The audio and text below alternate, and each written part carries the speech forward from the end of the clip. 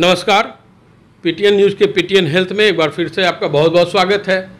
आज हम आए हुए हैं डॉक्टर अपूर्व कुमार चौधरी के पास, जो कि यूरोलॉजिस्ट हैं। डॉक्टर साहब, आपका बहुत बहुत स्वागत है। जी, आपका भी। डॉक्टर साहब का अपना क्लिनिक है, वीना स्टोन क्लिनिक, जो कि राजेंद्र नगर गोलंबर के पास स्थित है। सर, यूरोलॉजिस्ट, इसका मतलब क्या होता है? चूँकि आम लोग जो हैं, जिनको ये जानकारी नहीं हो पाती है कि हमारी बीमारी है और हम कहाँ जाएं। सबसे पहला बात ये हो जाता है।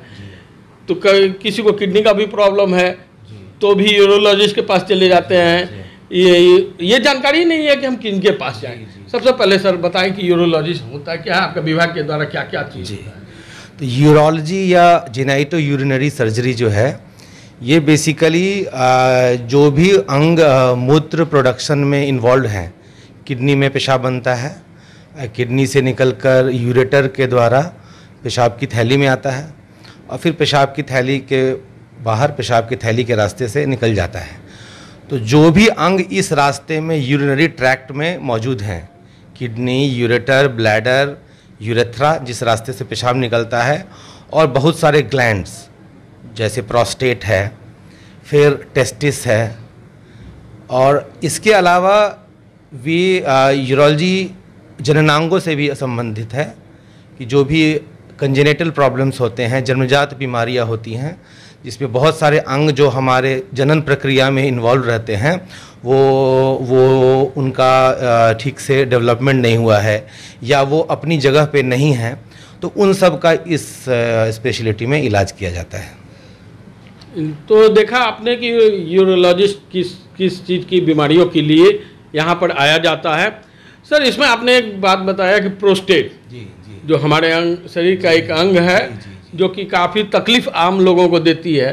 तो प्रोस्टेट क्या है सर, इसके बारे में कुछ अच्छा जानकारी दें। जी। प्रोस्टेट एक सामान्य अंग है, नॉर्मल अंग है, जो सारे मर्दों में मौजूद रहता है। इसलिए प्रोस्टेट अपने आप में कोई बीमारी नहीं है। ये बात पहले बात हम लोग को समझ लेना चाहिए, क्योंकि मेजॉरिटी ऑफ पेशेंट्स जो हैं उनका अल्ट्रासाउंड रिपोर्ट लेके आते हैं और उसमें दिखाया जाता है कि प्रोस्टेट है, तो वो परेशान हो जाते हैं कि मुझे प्रोस्टेट हो गया है। तो प्रोस्टेट होना कोई बीमारी नहीं है, और 50 साल की उम्र के बाद सारे मर्दों में प्रोस्टेट का साइज़ बढ़ने लगता है जी। जो प्रोस्टेट की साइज़ 20 साल या 25 साल में है, 50 साल की उम्र में, 60 साल की उम्र में, 75 साल की उम्र में डेफिनेटली उसका साइज़ ज़्यादा होगा।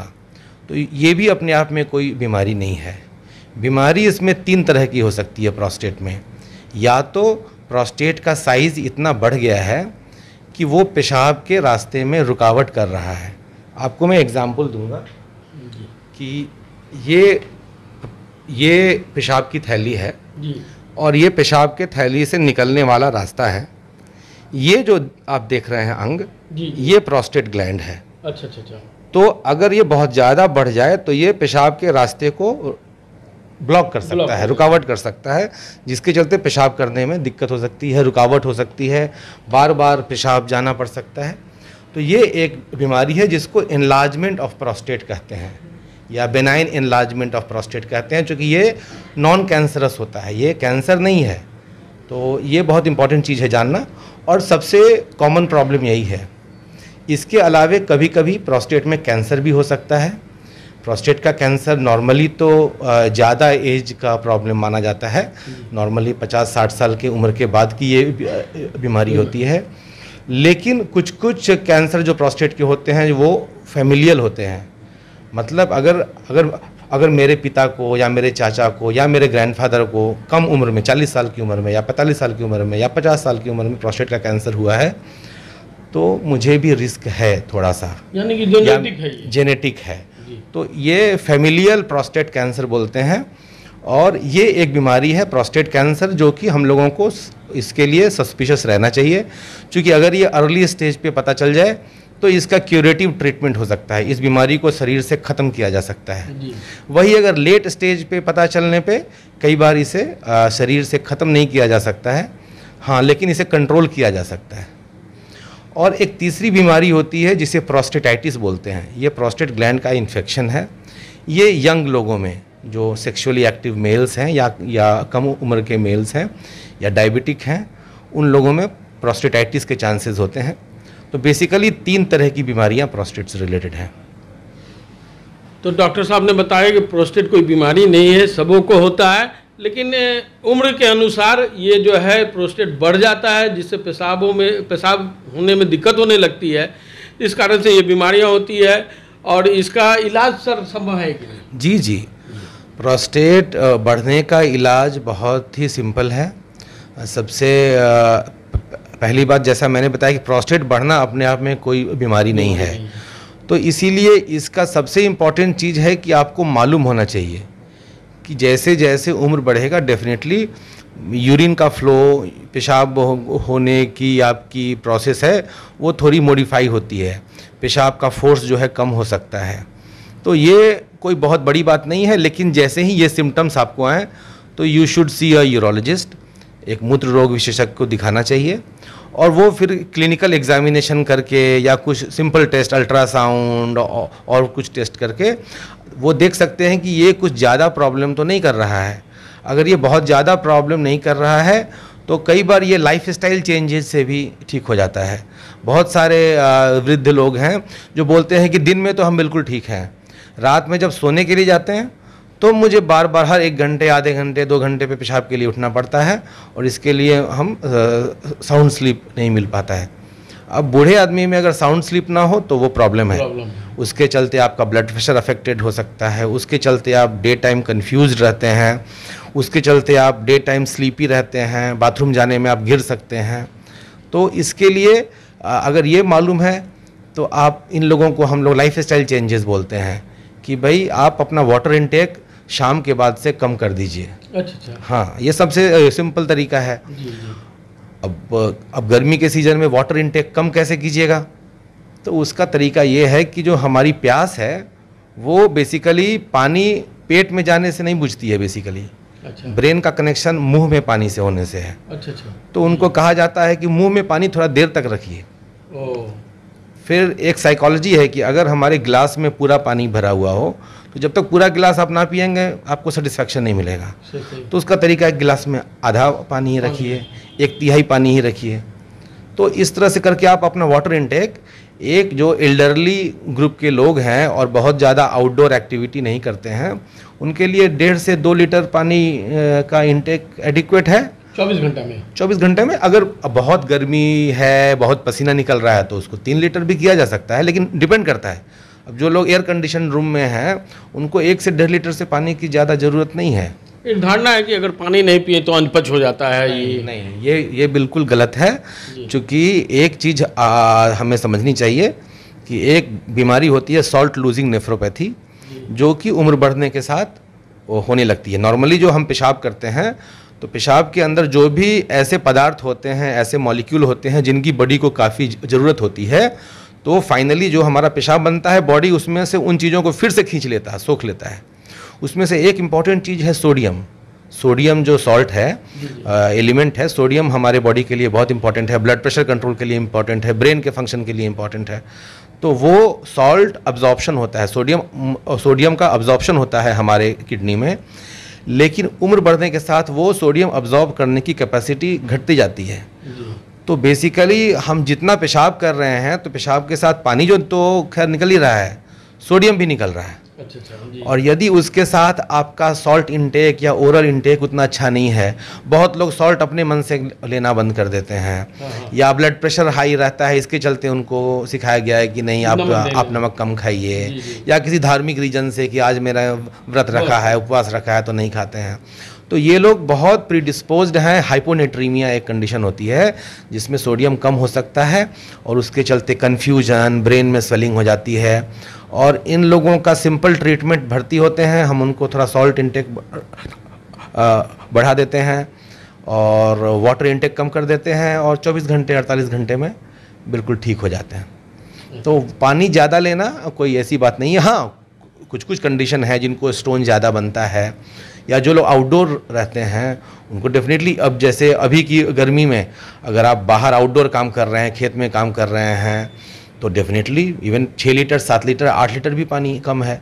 लेकिन जो एक 60 साल के या 65 साल के पुरुष हैं, घर में रहते हैं, उनको ज़्यादा पानी लेने की ज़रूरत नहीं है जी। तो सर ने बोला कि बताया क्या क्या चीज़ हो सकता है प्रोस्टेट बढ़ने पर और उसका कैसे इलाज किया जा सकता है। पानी कम मात्रा में पिए, रात होने से पहले ही आप पानी की शुरुआत कम करना शुरू कर दें, और रात में अगर आपको बहुत ज़्यादा प्यास लग रहा है तो पानी मुंह में कुछ देर रखें, इससे प्यास बुझ सकती है। एक चीज़ और सर कि ये प्रोस्टेट जैसे हमें बढ़ा तो शुरुआती पहचान हम कैसे करेंगे मेरा ये प्रोस्टेट ही होगा? हाँ, प्रोस्टेट बढ़ने का one of the earliest symptoms तो यही है कि रात में बार बार पेशाब जाना, रात में पेशाब जाना, फिर पेशाब की धार कमज़ोर होना, पेशाब करने के बाद भी अंत में लगना कि अभी भी कुछ पेशाब बचा रह गया। कभी कभी ब्लीडिंग भी हो सकती है, प्रोस्टेट के बढ़ा होने से ब्लीडिंग हो सकती है, तो पेशाब में खून भी आ सकता है। इतना खून आ सकता है कि वो अंदर में उसका क्लॉट बन सकता है, खून का थक्का बन के पेशाब के रास्ते को ब्लॉक कर सकता है। तो ये सारे सिम्टम प्रोस्टेट बढ़ने के हैं। सर ने दो चीज़ बताया था, एक चीज़ बताया था कि लाइफ स्टाइल चेंज करने पर प्रोस्टेट की बीमारी को हम रोक सकते हैं, लेकिन इसका एक इलाज और भी सुनते हैं, ऑपरेशन ही जी, जो ये बेनाइन एनलार्जमेंट ऑफ प्रोस्टेट है, इसका treatment apart from the life style changes medical treatment होती है, जिसमें हम कुछ दवाइयाँ देते हैं। वो दवाइयाँ दो तरह से काम करती हैं। एक तो जो पेशाब के थैली का मुंह होता है उसको थोड़ा रिलैक्स करती हैं, वहाँ पे जो मसल्स रहती हैं उनको रिलैक्स करती हैं, जिससे पेशाब में जो रुकावट है वो ख़त्म हो जाती है। और दूसरी कुछ ऐसी भी दवाइयाँ हैं जो कि अगर लंबे समय तक लिया जाए, साल 2 साल 3 साल तक, तो वो प्रोस्टेट के साइज़ को भी कम करती हैं। और ये जो एज के साथ हमारा प्रोस्टेट साइज बढ़ने का प्रोसेस है, इसको भी डिले या स्लो करती हैं। तो ये मेडिकल ट्रीटमेंट हो गया। और सर्जिकल ट्रीटमेंट है कि अगर मेडिकल ट्रीटमेंट फेल हो गया तो या कुछ इस तरह के प्रोस्टेट ग्लैंड होते हैं जिनमें दवाइयाँ काम नहीं करती हैं। मीडियन लोब एनलार्जमेंट एक कंडीशन है, उसमें दवाई उतनी काम नहीं करती है। तो वैसे केसेस में हम लोग ऑपरेशन कर सकते हैं। ऑपरेशन में जो एंडोस्कोपिक ऑपरेशन होते हैं, लेज़र से ऑपरेशन होते हैं, लैप्रोस्कोपी से होते हैं, रोबोटिक से होते हैं, चीर के भी होते हैं। रोबोटिक का भी यूज होता है इसमें? हाँ, रोबोटिक भी किया जा सकता है। अभी हम लोगों का पेशेंट का ट्रीटमेंट बहुत कुछ पेशेंट से भी ड्रिवन रहता है। बहुत सारे पेशेंट आते हैं आजकल, गूगल टीवी पे देख के आते हैं, मोबाइल पे सब देख के आते हैं, तो वो बोलते हैं कि नहीं हमको तो रोबोट से ही कराना है, या लेज़र से ही कराना है, या लैप्रोस्कोपी से ही कराना है। तो उनको उस तरह का एडवाइस दिया जाता है, क्योंकि बीमारी आपके अंग में तो है ही और दूसरी बीमारी यहाँ भी है, तो यहाँ की भी बीमारी को सेटिस्फाइड करना है। अदरवाइज पेशेंट अगर सेटिस्फाइड नहीं है even after giving best treatment, तो that treatment is a failure. तो ऑपरेशन के बाद ये मतलब ये ट्रीटमेंट के द्वारा ठीक हो जाता है या ये जानलेवा भी है? नहीं, अगर देखिए प्रोस्टेट अगर बड़ा होने के चलते जो मैंने बताया कि मेन प्रॉब्लम होती है कि पेशाब में रुकावट होती है।